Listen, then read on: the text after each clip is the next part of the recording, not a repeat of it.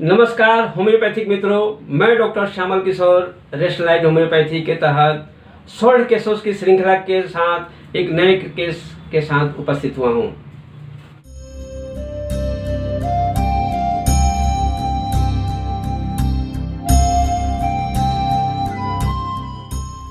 ये केस है करीब 12 वर्षीय एक लड़के का, जिसे अक्सर फीवर हो जाया करती थी। माँ बार बार परेशान होती थी कि इसको अक्सर सर्दी खांसी बुखार हो जाता है। हम लोग काफ़ी ध्यान रखते हैं कि ठंडा पानी ना पिए, इधर उधर बरसात में ना भीगे, लेकिन ये अक्सर बीमारी पाल लेता है। मैंने पूछा कि और इसके बारे में बताइए। उसकी माँ ने बताया कि डॉक्टर साहब, ये कभी अपने का ध्यान नहीं रखता है, पूरे दिन बुखार में भी खेलते रहता है। जब घर आता है तो काफ़ी थका हुआ हरा रहता है, फिर उठ नहीं पाता है। हम लोग बोलते हैं कि इतना क्यों खेलते हो, लेकिन वो सुनता ही नहीं। वो आता है चुपचाप लेट जाता है। फिर हम लोग बोलते हैं कि खा लो, तो खाना भी नहीं खाता है। जब हम लोग चेक करते हैं तो बहुत तेज बुखार रहता है, खांसी भी खाने लगता है।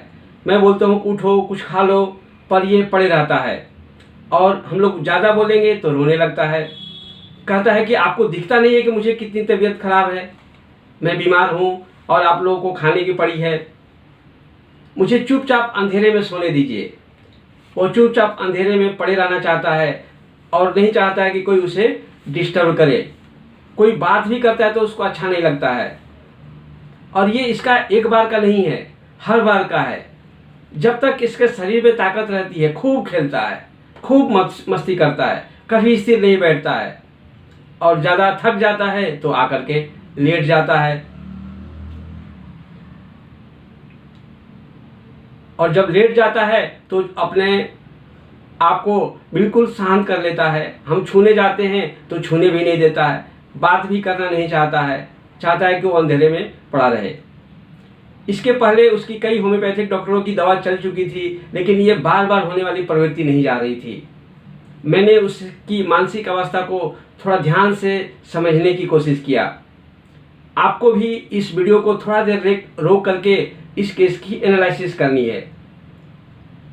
जैसा कि आपको मालूम है कि हम रोगी के मानसिक अवस्थाओं को भली भांति समझ करके, पेशेंट के अभिव्यक्तियों को रूब्रिक्स में कन्वर्ट करके, रिपर्टाइजेशन करके दवा सिलेक्शन की नई तकनीक रेशनलाइज्ड होम्योपैथी के तहत दवा का सिलेक्शन बहुत आसानी से कर लेते हैं। तो आइए देखते हैं कि इस केस में हमने दवा का सिलेक्शन कैसे किया। सबसे पहले रोगी करता क्या था। तकलीफ के होने के पहले पूरे दिन खेलते रहता था और थक करके आके सो जाता था। चाहता नहीं था कि कोई उसे बोले। Spoken to aversion to being, touched averse to being. और चाहता था कि अंधेरे में पड़े रहें। Darkness, desire to lie down in the dark and not to be talked to. इसके अलावा अगर हम इस रूब्रिक में न जाएं तो एक और रूब्रिक है, वो है सिंगिंग हॉर्स अंटिल वेरी। मतलब वो तब तक गाता था जब तक कि उसके गले बज नहीं जाते थे, रूंध नहीं जाते थे। एक रूब्रिक है सिंगिंग एंड एग्जॉस्टेड हॉर्स। यहाँ अगर सिंगिंग को मेटाफोरिक रूप में लिया जाए तो सिंगिंग क्या है? तन मन की खुशी है। जब रोगी अपने मन की खुशी से खेलता है, गाता है, तो उसे कोई तकलीफ का नहीं एहसास होता है। और बाद में जब तकलीफ ज़्यादा होती है तो आकर के एग्जॉस्ट हो जाता है। Singing and exhausted horse. एक और रूब्रिक है सिंगिंग, डांसिंग एंड वीपिंग।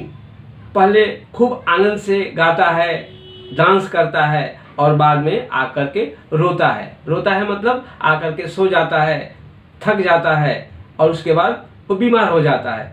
तो यहाँ एक मेडिसिन की फीलिंग है, वो मेडिसिन है ट्रेनुटुला हेस्पोनिका।